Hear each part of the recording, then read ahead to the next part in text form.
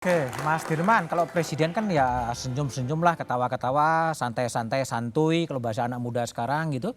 Tapi situasinya kan nggak terlalu ideal sebenarnya, ya. Nggak terlalu baik karena memang banyak problem. Menurut Anda memang kita pantas bergembira ria melihat situasi ini atau gimana? Bukan hanya tidak ideal ya, tapi menurut saya itu makin buruk Makin buruk dari sisi tata nilai gitu. Tadi kan disebut soal zaman edan. zaman edan. Walaupun diingatkan ya semujur-mujurnya orang gila itu kalau ikut edan itu lebih mujur orang yang selalu ingat. Hmm. Eling lan waspada. Saya teringat pada statementnya Pak Pransede almarhum. Beliau mengatakan seorang menteri itu punya 3 peran. Satu, sebagai pembantu presiden. Yang kedua sebagai pemimpin sektor. Yang ketiga kata beliau adalah tokoh masyarakat. Beliau uraikan tokoh masyarakat maknanya apa? Maknanya seluruh tindakan, ucapannya itu ya menjadi referensi. Hmm. Jadi tidak boleh sembarangan. Nah, dalam hal ini adalah unsur keteladanan yang makin hari makin tipis gitu. Nah, kita khawatir karena orang paling atas itu dimanapun berada, kan menjadi referensi dari seluruh perilaku yang di bawahnya gitu. Kalau yang di atas itu terus-menerus menurunkan standar tadi, standar etik, standar perilaku. Saya khawatir bangsa ini makin hari makin tertinggal karena tidak ada bangsa maju yang meninggalkan etik. Tidak ada bangsa maju yang korup. Tidak ada bangsa maju yang terus-menerus menggergaji fondasi dari aturan-aturannya. Jadi kelihatannya memang kita harus terus mengingatkan hal ini, walaupun kita ikut bermain dalam politik praktis, tapi tidak boleh melupakan kita mesti kembali kepada norma tadi gitu. Oke, baik. Aswin, kalau kita lihat ya, ini menteri-menteri kan ada yang 2 menteri yang kemudian nyapres, ada yang menjadi cawapres, ada yang menjadi caleg, ada yang menjadi tim sukses, ada yang menjadi apapun. Ini kemudian situasi pemerintahan akan jadi seperti apa, Vin? Ya, persis di situ Mas. Jadi kalau kita lihat kan aturannya mengatakan ada ketentuan mereka bisa cuti di sini, tapi kemudian atau cuti sesuai dengan kebutuhan. Artinya kalau kebutuhannya sepanjang masa pemilu boleh dong. Kalau kita pakai legalistik tadi pikirannya. Nah kan pertanyaannya sebetulnya tadi begini, apakah kita sesombong itu ya mereka yang ikut pemilu ini menganggap dari 200 berapa puluh juta orang ini atau yang sudah dewasa lebih sedikit tidak ada yang sanggup menggantikan saya untuk menjadi wali kota. Apakah kita sesombong itu untuk mengatakan tidak ada orang yang lebih baik dari saya atau sama baiknya yang bisa menggantikan posisi saya sebagai menteri. Kok kita bisa berpikir begitu ya? Saya bergidik nih mikirin kalau saya berada pada posisi seperti itu semoga jangan gitu ya. Artinya kan kita sebetulnya harusnya memberikan kesempatan kepada orang lain dan tidak mencerminkan sepertinya kita nih rakus. Karena begitu kita mundur, begitu nggak kepilih, kita kan nggak boleh balik lagi gitu. Ini kan kesan yang diberikan kepada rakyat, padahal rakyat Indonesia banyak sekali, nggak kurang yang pinter-pinter. Oke, baik Kang Aceh.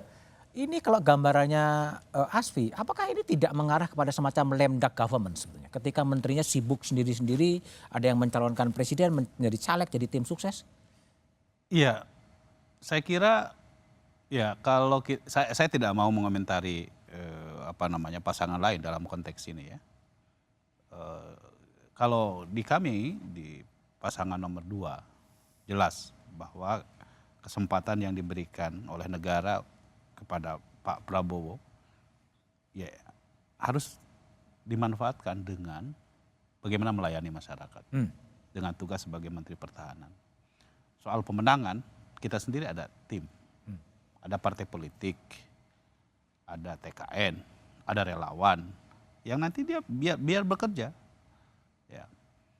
Nah demikian juga dengan Mas Gibran, kita punya momen penting untuk menunjukkan kredibilitas bangsa kita dalam konteks Piala Dunia. Itu harus dipersiapkan dengan sebaik-baiknya gitu. Dan harus diingat bahwa konteksnya ini kan Solo, bukan Indonesia secara keseluruhan. Tapi Solo kan pelayan paling dekat dengan rakyat itu, Ya, sebagai wali kota. ya maksudnya ini kan konteksnya kita bicara soal capres-cawapres yang spektrumnya se-Indonesia. Tapi Ya dalam konteks rakyat itu Solo apa nggak beliau merasa dikorbankan ketika Mas Gibrannya kampanye keliling Indonesia terus? justru karena itu beliau lebih memilih untuk jadi wali kota Solo, Oke. tidak cuti pada saatnya, yaitu pada akhir pekan dia akan cuti sebagai wali kota. Karena itu adalah kesempatan yang diberikan kepada beliau gitu. Jadi artinya yang ingin saya katakan ya, kepentingan untuk melayani masyarakat jauh lebih diutamakan. Oh artinya Mas Gibran hanya akan cuti pada Sabtu dan Minggu? Betul, itu strategi yang Termasuk Pak Prabowo juga hanya Sabtu dan Pak Minggu? Prabowo juga sama demikian. Jadi Senin, Selasa, Rabu dia nggak akan kampanye? Sesuai dengan tugasnya sebagai menteri dan sebagai wali kota gitu. Jadi dan itu secara aturan dimungkinkan, langkah itu bisa dilakukan. Nah dalam konteks capres cawapres ini pemenangan gitu ya, kan kita sudah memutuskan bahwa beliau partai politik sebagai pendukung, sebagai konsekuensi kita memberikan dukungan terhadap Pak Prabowo dan Mas Gibran, tentu punya tugas untuk bagaimana caranya memenangkan pasangan ini. Relawan juga sama demikian. Gitu.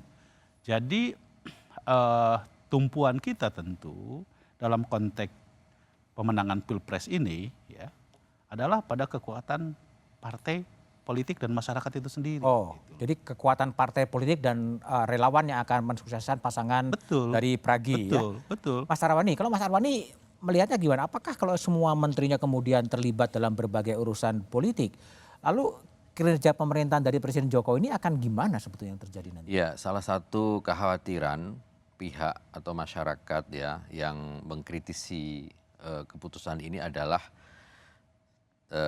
terbelahnya pemerintahan gitu ya. Ini juga dikutip oleh Pak Saldi Isra ya dalam pandangan catatan ketika memutuskan itu di tahun 2022 divided executive. Ini yang memang harus betul-betul apa yang dikomitmenkan oleh kita semua ya, para pejabat termasuk mulai dari presiden, ya, menteri dalam negeri, kemarin Kapolri, TNI, ya, di depan Bawaslu dan sebagainya semuanya itu betul-betul bisa benar-benar operasional. Nah kita nggak ingin kampanye yang harusnya ya bisa dinikmati, masyarakat bisa memilih, ada adu gagasan di sana, itu dipenuhi hanya oleh drama dan gimmick-gimmick saja. Sepertinya taat tetapi di belakang lalu ternyata, nah itu kita betul-betul ini menjadi satu tantangan untuk kita meneladani satu formula demokrasi yang bisa berjalan ala Indonesia seperti sekarang ini ya. Bisa orang mengatakan misalnya, kok ternyata dulu nggak boleh sekarang boleh dan sebagainya. Oke lah, tetapi di satu keputusan tertentu pasti ada hikmahnya, ada satu tantangannya untuk satu kebaikan demokrasi, untuk satu kebaikan bagaimana kita memilih pemimpin ke depan. Apa itu? Salah satunya adalah konsistensi antara pernyataan, komitmen dengan tindakan di lapangan. Sekarang konsisten? Ya, mari kita sama-sama awasi, kita sama-sama rakyat juga punya hak untuk itu, tidak hanya ada di Bawaslu, DKPP, ya, KPU, aparat dan sebagainya. Rakyat harus saya kira punya posisi yang cerdas untuk memilih untuk menentukan itu. Mas Rumadi, jadi bagaimana menjawab keraguan masyarakat kalau kemudian elit-elitnya kemudian sibuk untuk memenangkan capres, sibuk untuk nyalek, sibuk untuk apapun, terus yang ngopeni rakyat siapa kemudian ya? Ya, birokrasi negara ini itu sudah tertata sedemikian rupa, Mas. Oh, jadi birokrasi ya? Mesin birokrasi ini sudah tertata sedemikian rupa, masing-masing punya tugas dan fungsinya.